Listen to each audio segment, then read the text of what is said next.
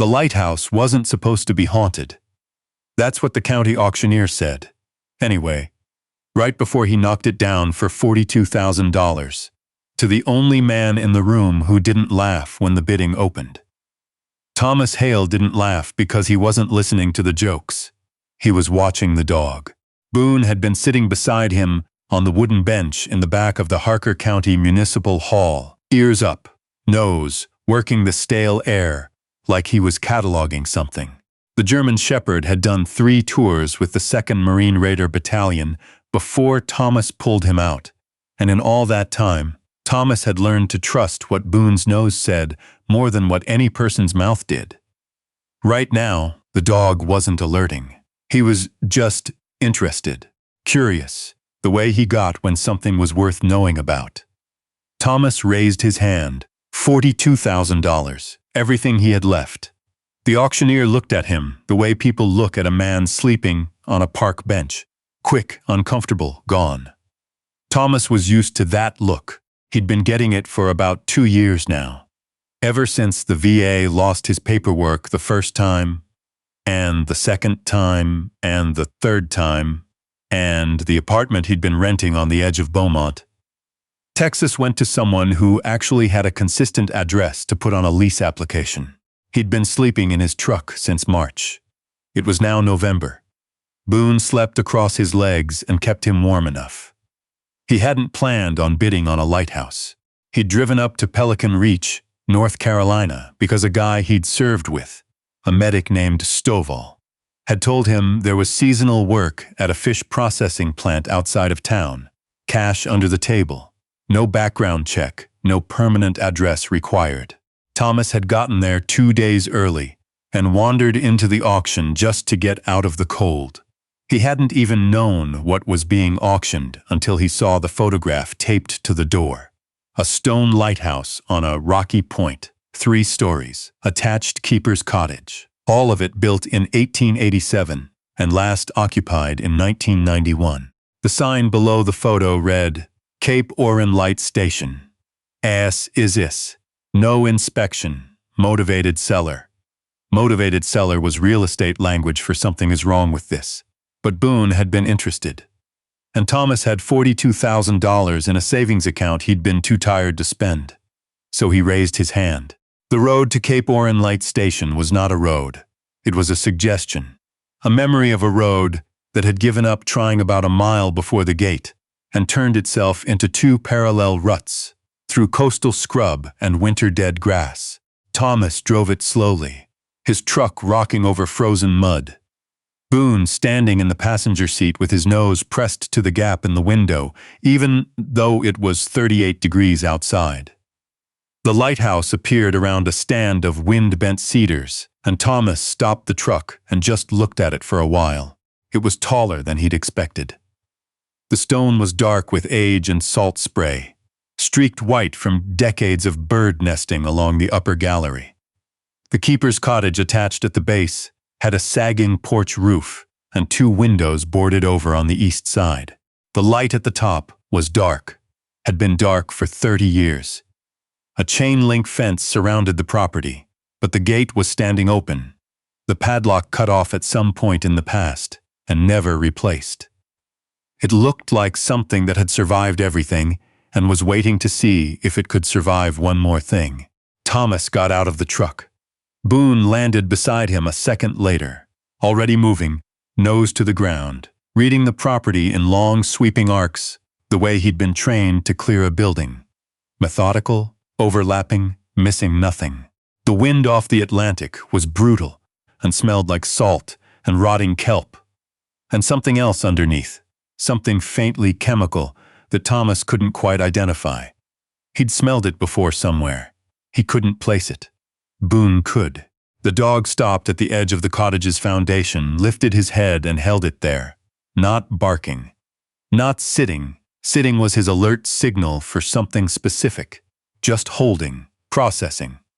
"What is it, buddy?" Thomas said.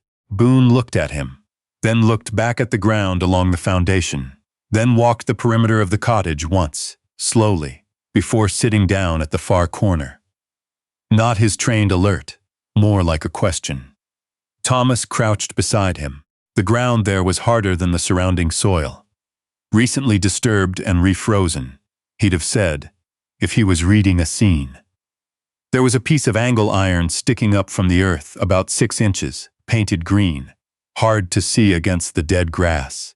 It looked like it had once been the top of a bracket of some kind. Whatever it had supported was gone. He stood up and looked out at the water. The Atlantic was steel gray and restless, pushing white water against the rocks 60 feet below the point. A fishing boat was moving south along the horizon, small and unhurried. Thomas had lived most of his life, moving fast and with purpose. 12 years as a Navy SEAL, 3 combat deployments, 1 year as a contractor, then 2 years of navigating a bureaucracy that seemed specifically designed to exhaust anyone trying to get help from it until they stopped trying. He was 51 years old, and he was standing in front of a broken lighthouse in coastal North Carolina with a retired military dog and $42,000 less to his name than he'd had this morning. He felt something in his chest that wasn't quite peace and wasn't quite hope, but was something in the neighborhood of both. "All right," he said to Boone. "Let's go see what we bought." The inside of the keeper's cottage was cold in a way that felt permanent, like the cold had been living there so long it had put down roots.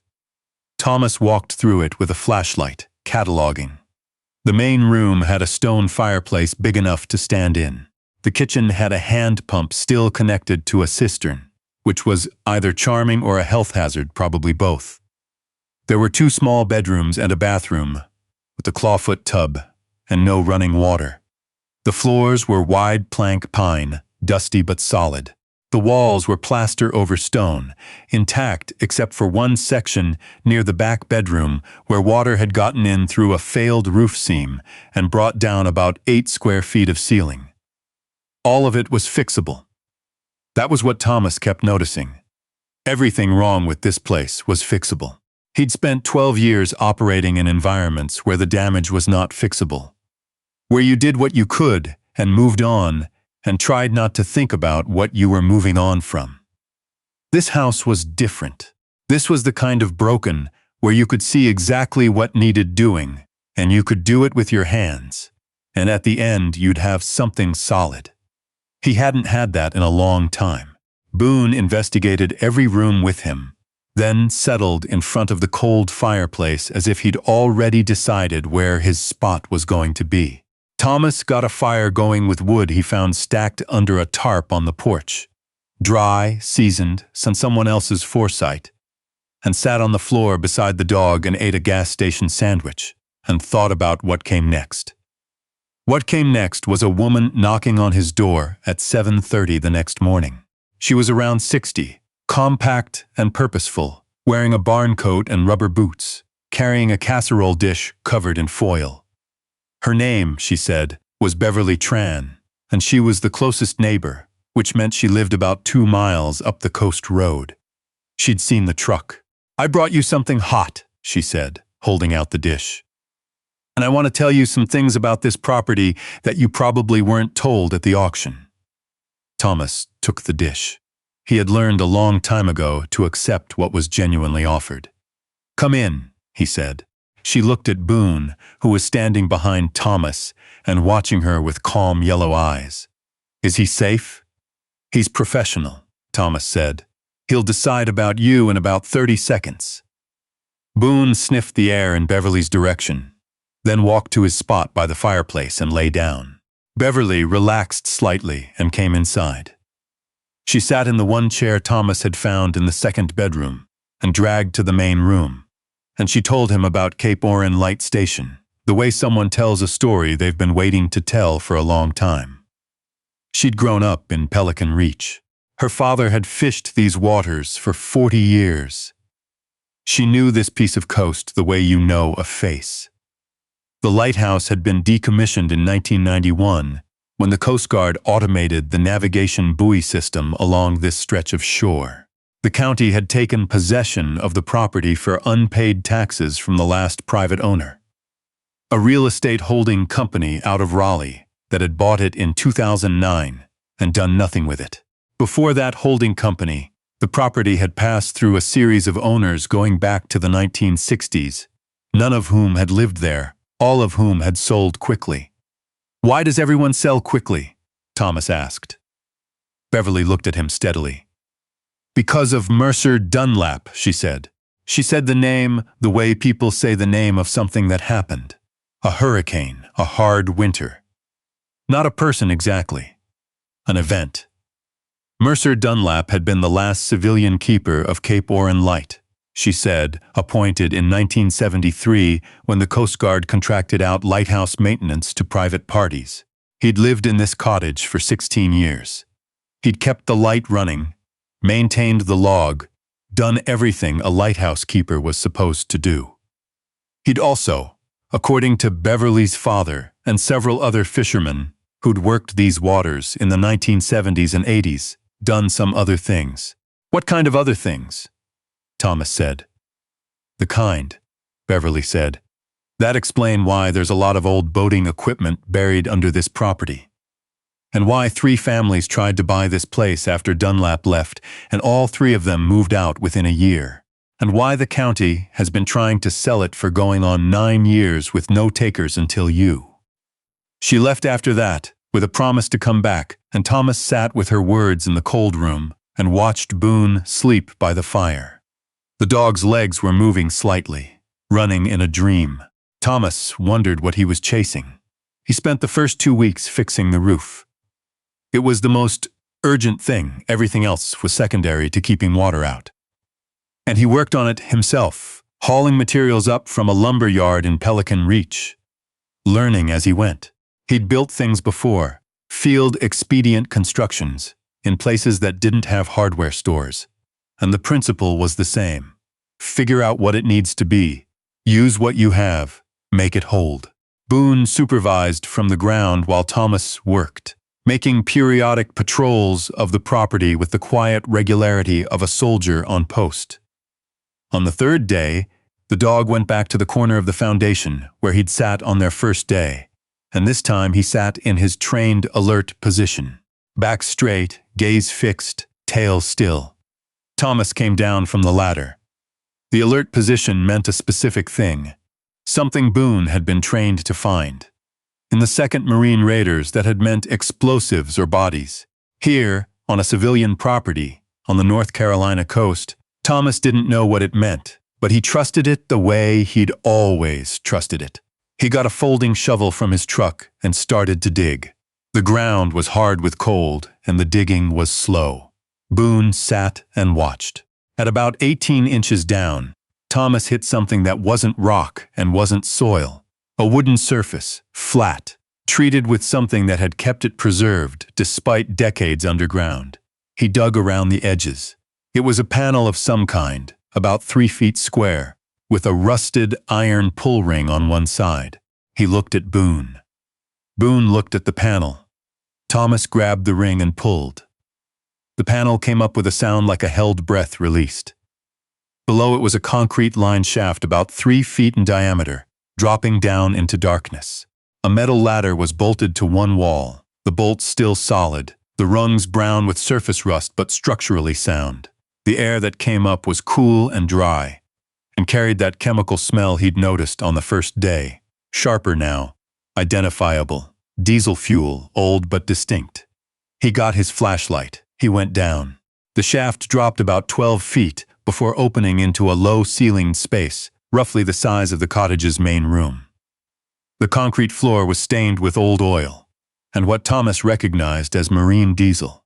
Along the walls were metal shelving units, the kind you'd find in a commercial garage, still holding equipment.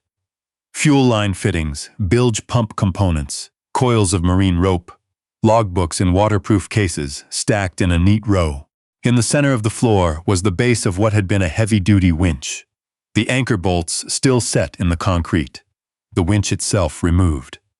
Thomas stood in the middle of it and turned slowly with his flashlight. This was not a storage room, or rather, it was. But storage rooms didn't have separate ventilation pipes disguised as fence posts. They didn't have winch systems rated for lifting heavy cargo. They didn't have access hatches positioned directly over the waterside foundation of a building. He pulled one of the logbooks from its case. The handwriting inside was small and precise, dated entries going back to 1974. Mercer Dunlap's handwriting he would come to understand later. But the entries weren't lighthouse logs. They were operational records, dates, quantities, vessel names, coordinates. A ledger of transfers conducted in the dark, under a light that warned boats away from the rocks, while other things passed beneath the surface of the water, without any warning at all. Thomas sat down on the concrete floor with the logbook and read for a long time. Boone sat at the top of the shaft and waited, patient as always, one ear cocked toward the darkness where his person had gone. He brought the logbooks up and spread them on the cottage table and spent 3 days reading all of them. There were 11 books in total, covering 1974 through 1987. What they documented was methodical and, in its way, almost mundane in its record-keeping. The kind of careful documentation that comes from a professional who takes pride in their work, regardless of what the work is. Mercer Dunlap had used the lighthouse's legitimate operations as cover for coordinating offshore transfers of stolen marine cargo. Boats that went out in fog and came back lighter. Containers that moved from vessel to vessel in the dark, outside the 3-mile limit. The lighthouse's radio equipment, authorized for maritime safety communication, used to coordinate handoffs. The underground room as staging. The winch to manage cargo on the water side of the point, where the foundation had an opening that Thomas found later, disguised as a drainage feature, accessible at low tide. The scale wasn't enormous. This wasn't some massive international operation. It was one man, working carefully for a long time, using what he had. Coast Guard inspections of the light station had never flagged the underground room because the access panel was under 4 inches of sod. The logbooks stayed dry in their waterproof cases. Dunlap collected his keeper's stipend, maintained the light, filed his paperwork, and ran his side operation with the patience of someone who expected to be there a long time. He'd left in 1989, 2 years before the lighthouse was decommissioned. The logbook stayed. Thomas didn't know what to do with this information. He sat with it for a while, the way he'd learned to sit with things that didn't have an obvious next move. In the SEALs, you were taught that the hardest part of any operation wasn't the execution. It was the phase before, when you knew what was coming, and you had to be still with that knowledge and wait for the right moment. He was sitting with the knowledge that the property he'd bought had been used for something illegal, that the records of it were now in his possession, and that somewhere in Silicon Reach there might still be people who knew about the underground room and had reasons to not want anyone else to know about it. He called Beverly Tran. She came that afternoon and sat across from him at the table with the logbooks spread between them, and was quiet for a long time after he explained what he'd found. Mercer Dunlap died in 2003, she said finally. Heart attack. He was living up in Virginia by then. Who else would have known about this? Beverly looked out the window toward the water. My father used to say there were men in town who knew which boats came in quiet and which boats didn't. He never said more than that. She paused. He's been gone 8 years. Most of those men are gone too. Most, Thomas said. Most, she agreed. His name was Carroll Spate, and he came to the property 6 after Thomas found the underground room, driving a late model pickup with a Pelican Reach Marina decal on the back window. He was around 70, weathered in the specific way of men who've spent their lives on water. Deep lines, pale eyes, hands that looked like they were made for rope work. He introduced himself as a local businessman with an interest in coastal properties. He said he'd heard Thomas had bought the old light station. He said he'd been interested in the property himself and wondered if Thomas had any interest in selling. Thomas offered him coffee, which was the politest thing he could think to do, and watched Boone from the corner of his eye.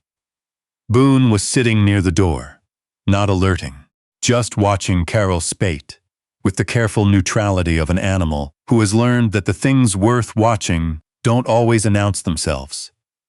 Carol Spate walked through the main room slowly, while Thomas poured coffee, his eyes moving across the space, with the attention of someone doing inventory. He paused near the kitchen, where the logbooks were no longer on the table. Thomas had moved them the previous day, and his pause was fractionally too long before he moved on. "Nice bones," Carol Spate said, looking up at the ceiling. "But it's a lot of work to bring it back." "I like work," Thomas said. He handed him the coffee. Carol Spate named a price. It was $58,000, which was $16,000 more than Thomas had paid at auction, and far less than the property would be worth, with the restoration he was already 3 weeks into. It was the kind of offer that assumed the person receiving it was desperate enough to take a loss to get out. "I appreciate the interest," Thomas said. "I'm not looking to sell." Carol Spate smiled. It was a practiced smile, the kind that stays in place while the eyes recalculate. Place like this can be hard to maintain. Remote. Winter coming on. Tough for a man alone. "I've been in tougher places," Thomas said. After he left, Thomas stood at the window and watched the truck go back down the two-rut road to the gate. Boone came and stood beside him. "Yeah," Thomas said quietly. "I know." 2 nights later, someone tried to get into the underground room. Thomas woke to Boone's low warning growl at 2 in the morning.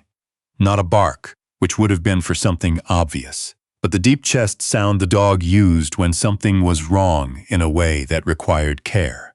Thomas was off the sleeping bag and moving before he was fully awake. Years of training making the sequence automatic. Weapon, light, position.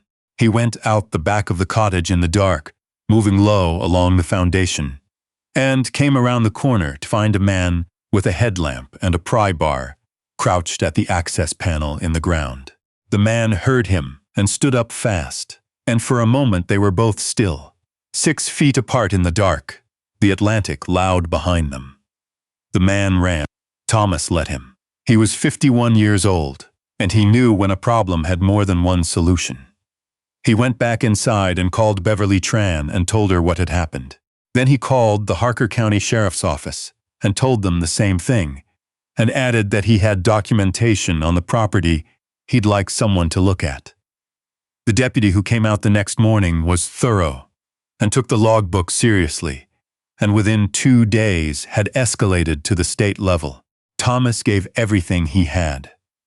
The logbooks, the photographs he'd taken of the underground room before he'd touched anything, the description of Carol Spate's visit, and the late-night intruder. What came after that took months and was not dramatic. It looked like paperwork and interviews, and law enforcement moving at the speed law enforcement actually moves, which is slow and irregular, and nothing like television. Carol Spate was connected to a family that had been moving stolen marine cargo off the North Carolina coast since the 1970s, a small regional operation that had stayed small precisely because it had always stayed quiet. Several other individuals in Pelican Reach were identified. There were asset seizures. There were charges. Thomas was not required to testify. He gave his statements, and that was enough. Beverly brought him dinner every few weeks through that winter. She taught him which part of the shore was safe to swim off in summer, and which part would pull you under. She showed him where the trail to the upper point was, and what you could see from there on a clear day. The restoration took most of the following year. Thomas learned as he went: plumbing, electrical, masonry, working with his hands in ways he hadn't in years. He found that the physical work quieted something in him that nothing else had quieted since he'd come back from his last deployment. There was a satisfaction in fixing things that could be fixed, a deep and specific pleasure in looking at a wall you'd repaired, a floor you'd refinished, a roof that no longer let in water. Boone got gray around his muzzle that year. He slept more, moved a little slower on cold mornings, but he still did his perimeter walks, and still came immediately when Thomas called him, and still pressed his warm flank against Thomas's legs in the evenings when they sat by the fire. Thomas thought often during that year about what he'd expected his life to look like at 51. He'd expected something he couldn't quite name. Not peace exactly, not happiness, but purpose. A sense that what he was doing mattered. He'd lost that somewhere in the years between his last deployment and the first time the VA lost his paperwork, and he'd been carrying the weight of its absence without quite knowing what he'd lost. He found it again in a lighthouse on a rocky point in North Carolina. Not dramatically, not all at once, in the way things actually return, slowly, quietly, through the accumulation of ordinary days in which you do the work, and the dog is there, and the light comes up over the water in the morning, and it's enough. By the second spring, the cottage was livable in the way that word actually means. Not finished, not perfect, but genuinely warm and dry, and inhabited by a person who intended to stay. The keeper's log room on the lighthouse's first floor, which Thomas had cleared and restored over the winter, had become something he hadn't planned. A place where people came.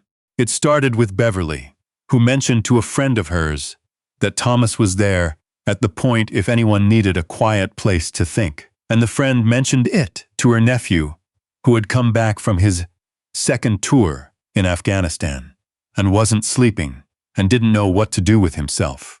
The nephew drove out one afternoon and found Thomas working on the exterior stonework, and Boone lying in a patch of cold sunshine nearby. And he sat on the porch for about 3 hours and talked, and Thomas mostly listened, and when the nephew left, he said he'd come back, and he did. Word moved the way it does in small places, carefully and with precision, person to person, through the network of people who know which things need to be said, and to whom.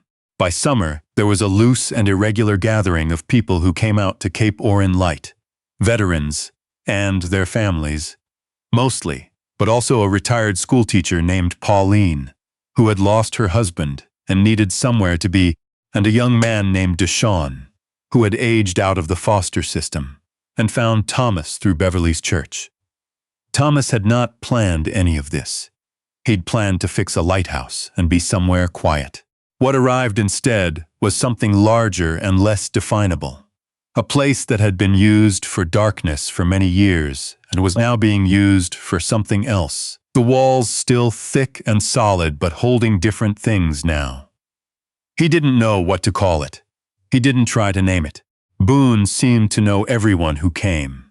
He greeted them all with the same measured calm, the same professional assessment that resolved, once he'd made his judgment, into warmth.